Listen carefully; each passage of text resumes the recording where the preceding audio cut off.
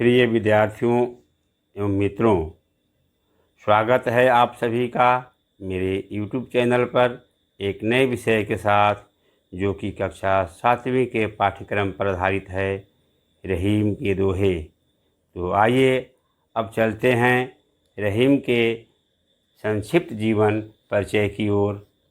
रहीम बहुमुखी प्रतिभा से संपन्न कलम और तलवार के धनी थे। उनका पूरा नाम अब्दुल रहीम खान खन्ना था। आपका जन्म 17 दिसंबर 1556 ईस्वी को लाहौर में हुआ था।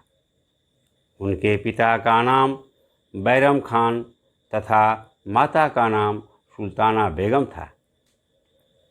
बैरम खान मुग़ल बादशाह अकबर के संरक्षक थे। रहीम मध्यकालीन भक्ति काल के कवि, सेनापति, प्रशासक, आश्रयदाता, दानवीर, कूटनीतिज्ञ, बहुभाषाविद एवं उद्भट विद्वान थे। वे भारतीय संस्कृति के अनन्य आराधक तथा सभी संप्रदायों के प्रति समभाव रखते थे। रहीम जी का देहांत 71 वर्ष की आयु में सन 1627 ईस्वी में हुआ। वे हिंदी साहित्य जगत के एक महान साधक, महान चिंतक एवं अपने विचारधारा के स्पष्टवादी तथा नैतिक शिक्षा पर आधारित विषय को प्रस्तुत करने में सक्षम सिद्ध हुए हैं। तो आज हम चलते हैं रहीम के दोहे का सस्वर पाठ की ओर, जो इस प्रकार है।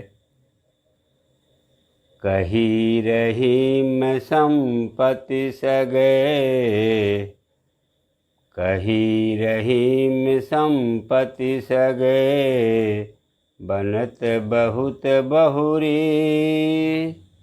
विपत्ति कसौटी जे कसे, ते साँचे में रहीमा, ते साँचे में।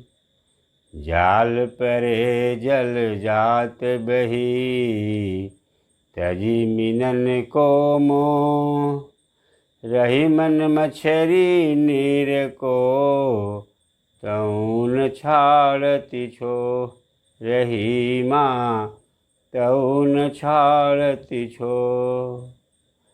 तरुवर फल नहीं खात है, सरवर पियतन पान, कही रहीम पर काज हित, संपत्ति सचहि सुजान, रहीमा संपत्ति सचहि सुजान।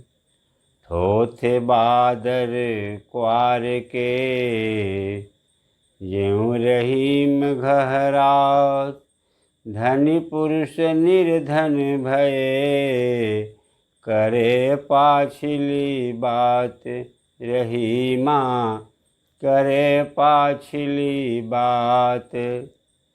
धरती की सी रीत है, शीत घाम आओ में, धरती की सी रीत है, शीत घाम आओ में, जैसे परे सो सही रहे, त्यों रहीम यह देह, रहीमा त्यों रहीम यह देह।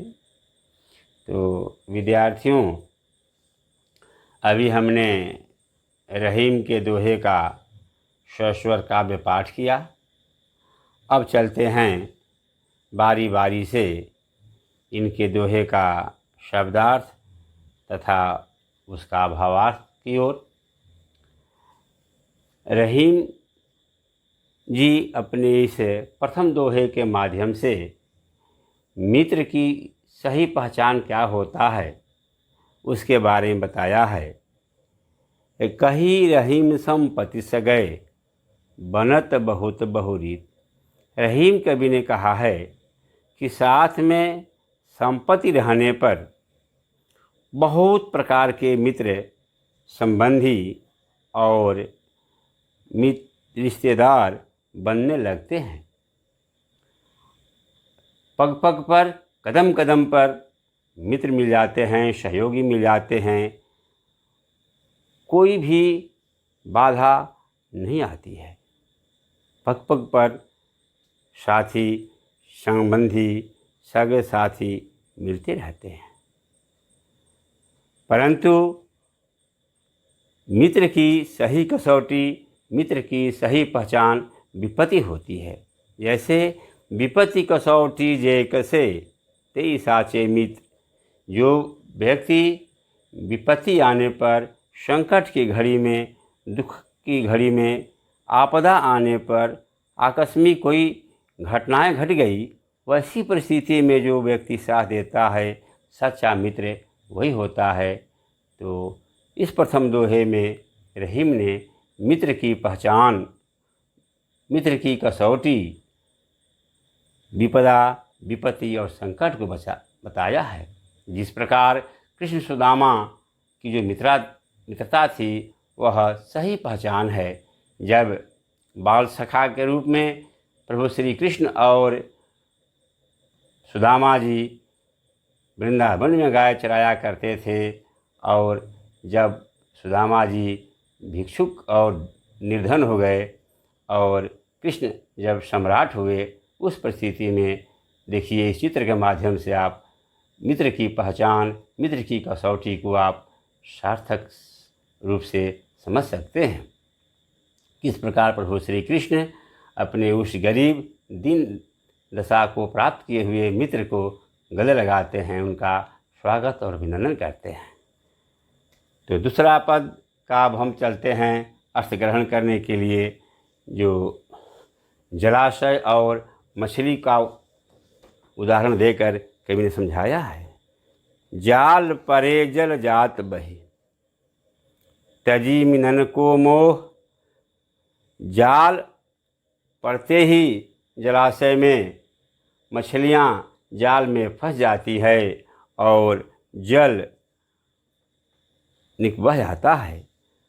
जल मछली का साथ नहीं देता है, वो जाल से बाहर निकलकर प्रवाहित हो जाता है। जाल परे, जाल पड़ने से जल जात, जल बह जाता है बही। तज मिनन की मोह, मिनन माने मछली, तज माने त्यागना। मछली से मोह को त्याग कर जल जाल से बाहर बह जाता है, निकल जाता है, प्रवाहित हो जाता है और मछली का साथ छोड़ देता है। रहीमन मछली नीर को, रहीम कवि ने कहा है कि मछली नीर माने जल को तौल छाड़ती छो।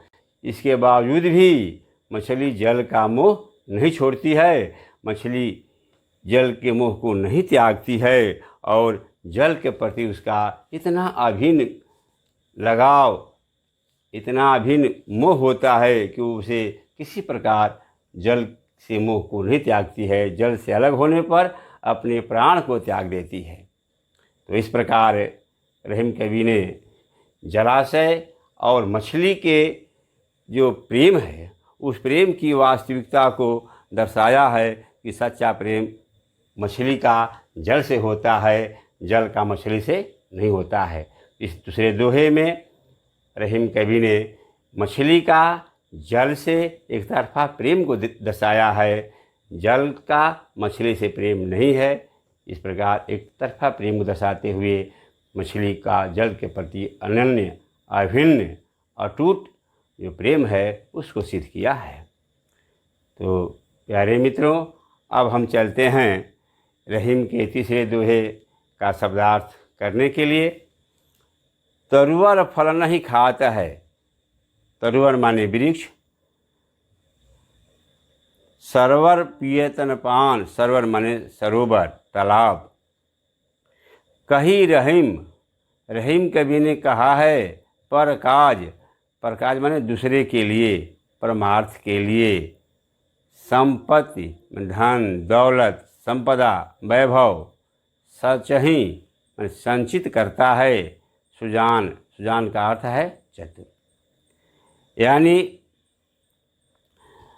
इनमें विद्वानों तथा संजनों के धन संचय के उद्देश्य को कवि ने दर्शाया है।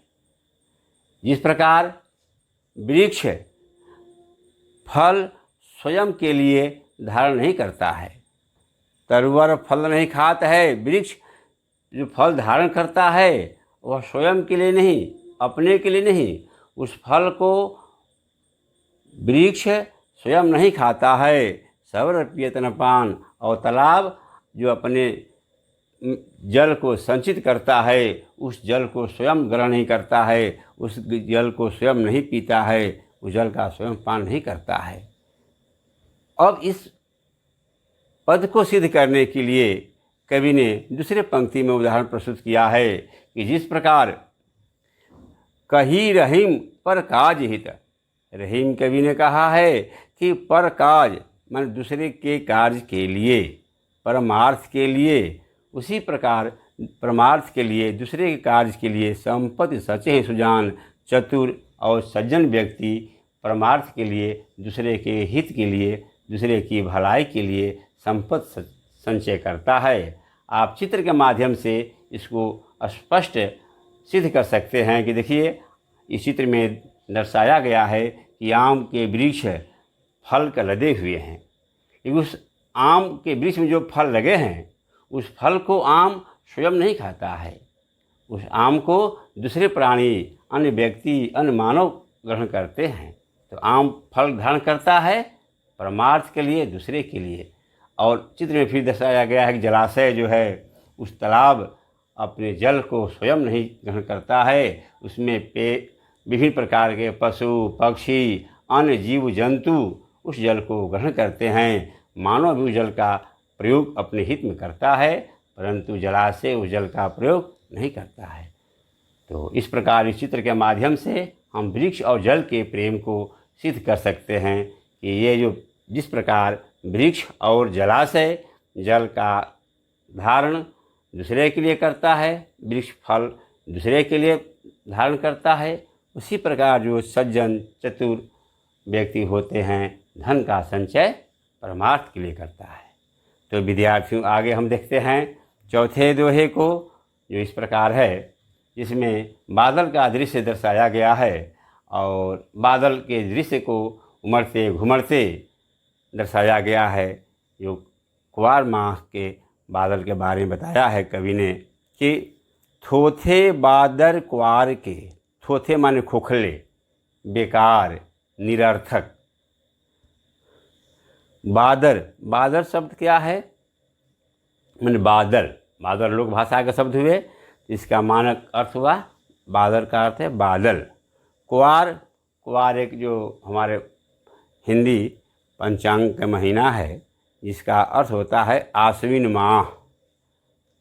ज्यों माने जैसे, घहरात माने गरजना, तड़पना, उमड़ना, घुमड़ना, गरजते हैं। धनी पुरुष निर्धन भय, निर्धन माने गरीब, निर्जुड़ धन, निर माने बिना, धन माने धन, निर यहाँ हो गया उपसर्ग, धन हो गया मूल शब्द। तो बिना धन का यानी गरीब, भय माने होकर, पाछली माने पिछली।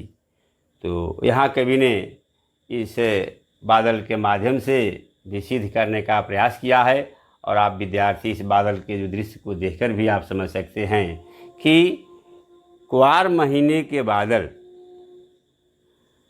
खुखले, बेकार, अनावश्यक उमड़ते घुमड़ते हैं और लगता है कि कितना वह बादल बारिश कर देगा, प्रलय मचा देगा, जलमग्न कर देगा, उमड़ घुमड़ कर गरज तड़प करके खूब बरसता है, घुमड़ता घुमड़ता है परंतु वर्षा नहीं करता है।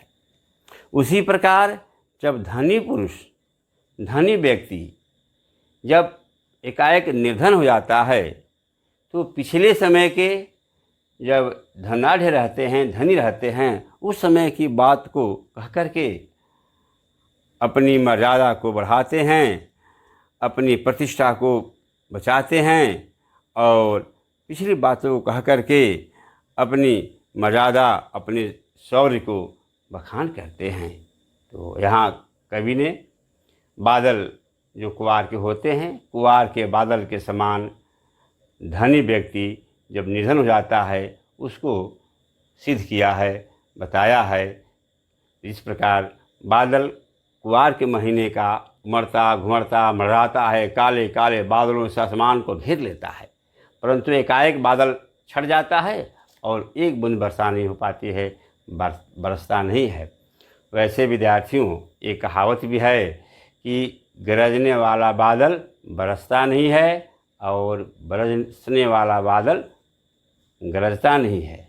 उसी प्रकार धनी को उदाहरण देकर के सिद्ध करने का कवि ने प्रयास किया है कि धनी व्यक्ति जब निधन हो जाता है तो वर्तमान काल की परिस्थिति को, अपनी गरीबी को छिपाने के लिए पिछली बातों कह करके अपने शौर्य और प्रतिष्ठा को सिद्ध करता है। तो विद्यार्थियों, आगे हम चलते हैं 5वें दोहा की ओर, जो धरती और मानव के जीवन की महत्ता को दर्शाया गया है। धरती की सी रीत है, रीत माने रिवाज, परंपरा। शीत घाम और मेह, शीत माने ठंडक, ठंडी, शीत।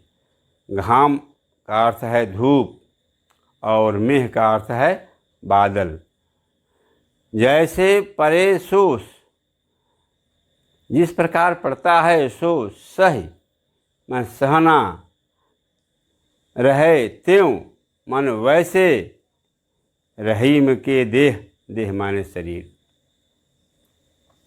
इस दोहे में कवि ने यह सिद्ध करने का प्रयास किया है कि जिस प्रकार धरती सर्दी, गर्मी और वर्षा सभी ऋतुओं को समान भाव से झेल लेती है, जैसे कड़ाके की ठंडक को धरती सहज भाव से स्वीकार कर लेती है, सहन कर लेती है।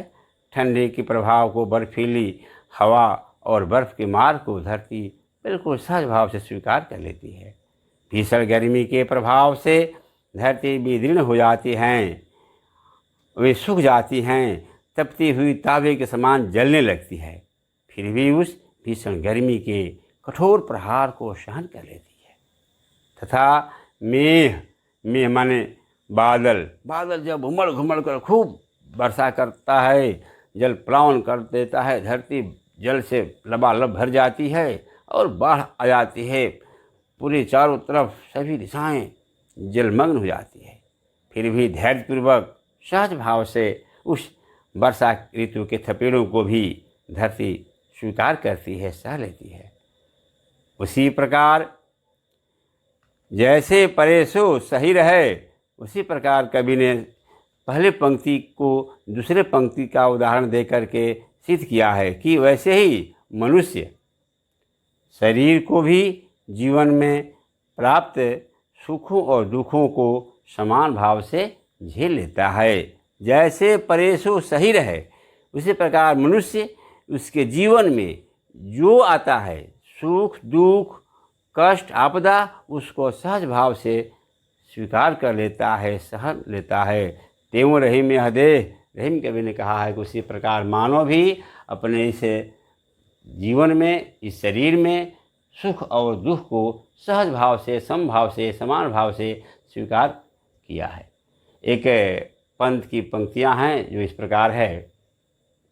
यह सांझ उषा का आंगन आलिंगन विरह मिलन का, चिरहास अश्रु में आनंद रे इस मानव जीवन का। मानव के जीवन में सांझ और उषा, सुख और दुख का आना एक प्रकृति का विधान है, निरंतरता है, क्रम है। और उसी प्रकार दिन रात की भांति जीवन में सुख और दुख आते रहता है, एक प्रकृति का निरंतर प्रवाह है। तो मानव भी उस सुख दुख को सहज भाव से स्वीकार कर लेता है। तो विद्यार्थियों, इस 5वें दोहे में धरती और मानव के जीवन की महत्ता को दर्शाया गया है कि धरती किस प्रकार ठंडी, गर्मी और बरसात को स्वीकार कर लेता है, सह लेता है, उसके प्राकृतिक प्रकोपों को सहज भाव से सहन कर लेता है। उसी प्रकार मानव भी जीवन में आने वाले सुख और दुख को सहज भाव से स्वीकार कर लेता है, सहन कर लेता है। इस प्रकार विद्यार्थियों, अभी हमने इस रहीम के पांचों दोहे का सस्वर वाचन किया, शब्दार्थ किया, अर्थ ग्रहण किया। और इस दोहे का लिखने का उद्देश्य यह है कि हमने अपने मानव जीवन में इन दोहों से ज्ञान प्राप्त करके मित्रता की पहचान, जीवन में आने वाले जो कष्ट आपदाएं हैं उनको सहना, जो जल से प्रेम होता है उस प्रेम को दर्शाया गया है मछलियों के माध्यम से, उस प्रेम को सहज स्वीकार करना, यह मानव के जीवन का सहज भाव है। और मूलतः कवि रहीम जी ने इस पाठ के माध्यम से नैतिक जीवन का, नैतिक उपलब्धियों का, नैतिकता पर विशेष बल दिया है। नैतिक मूल्यों पर, नैतिकता की परख पर विशेष बल दिया है और इसे हमें सहज ढंग से स्वीकार और सीखने का ज्ञान दिया है। तो विद्यार्थियों, अब आपको हमने इस दोहे का शब्दार्थ बताया। आप इस दोहे को संभवतः समझ गए होंगे। यहाँ कहीं आपको समझ में कोई कठिनाई होगी तो आप हमारे इस चैनल के कमेंट बॉक्स में डाल सकते हैं, फिर आगे हम उसका समाधान करने का भरपूर प्रयास करेंगे। तब तक बहुत बहुत आप सभी को धन्यवाद।